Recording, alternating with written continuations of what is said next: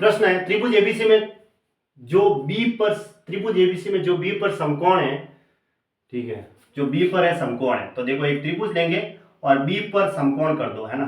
तो ये लो बी पर हमने समकोण कर दिया, ये 90 डिग्री।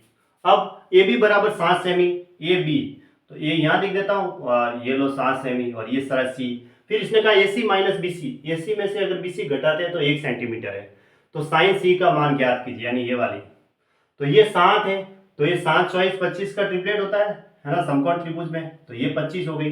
अब इसमें से ये घटा दे तो 1 सेंटीमीटर भी हो रहा है, 25 माइनस 24, है ना। AC माइनस BC, AC में से BC घटा दे तो 1 सेंटीमीटर आ रहा है।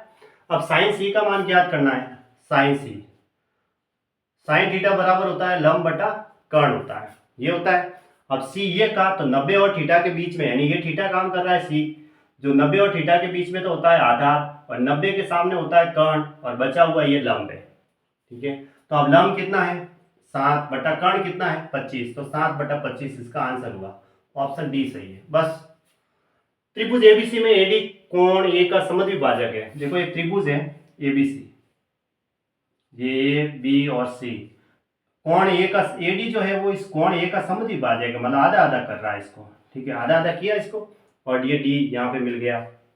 यदि ए बी बराबर दे रखा है 8.4 सेमी, और ए सी बराबर दे रखा है 5.6 सेमी, डी सी बराबर दे रखा है 2.8 सेमी, तो भुजा बी सी यानी इस पूरी की लंबाई ज्ञात करनी है। तो मैं ये लंबाई निकाल सकते हैं, क्योंकि इस कोण का जैसे ही आधा आधा यहाँ पे मिला है ये समद्विभाजक, तो हमारा रूल्स क्या कहता है, ये बटा ये बराबर ये बटा ये, ऐसे लिख सकते हैं।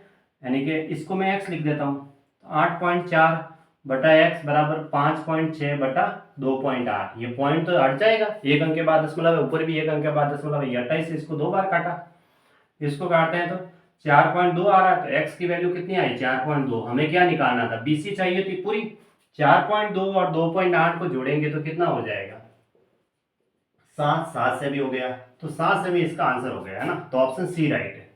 अब ये प्रश्न इस टाइप के सरल सरल प्रश्न आते हैं, एक एक लाइन के, ज्यादा, है ना।